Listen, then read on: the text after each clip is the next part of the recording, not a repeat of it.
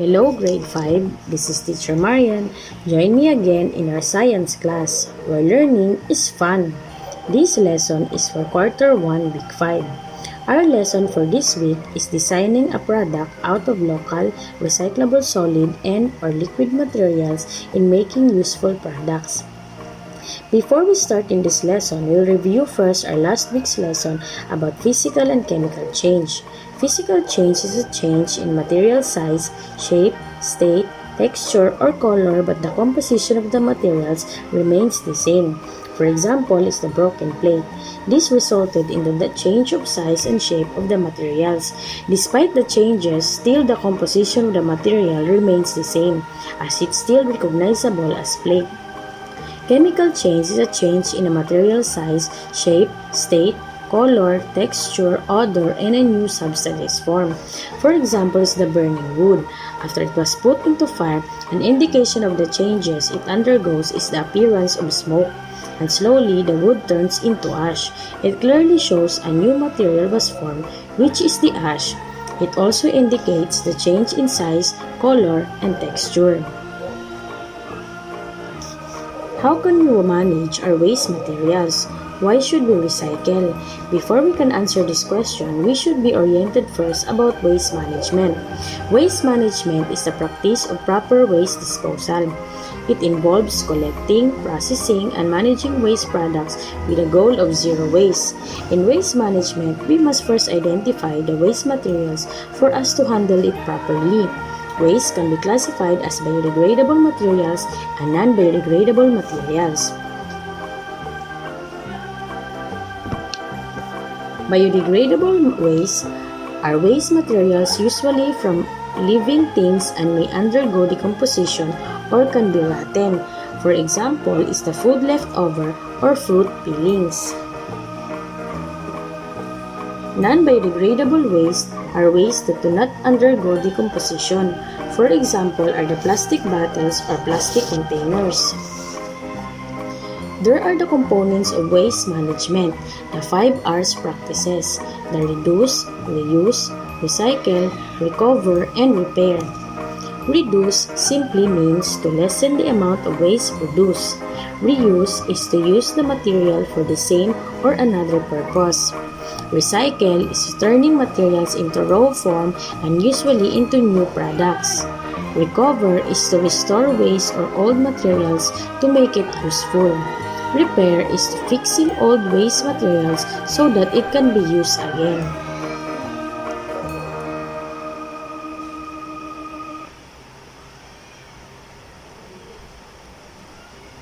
Why is recycling important? Do we need to reuse things even if after consuming it? We need to reuse. Reuse are all materials that do not decompose as much as possible. It also means to use the material for the same or another purpose. It is to use a material more than once before throwing it away. These are the following materials that we can still reuse and make a nice project out of waste materials. Have you experienced making projects? What kind of projects did you make? What learning did you gain in doing such project? Today, let us learn simple projects that we can do in our home using only newspapers and plastic bottles. Before doing the project, please ask guidance from your parents or guardians. Let's watch the following videos.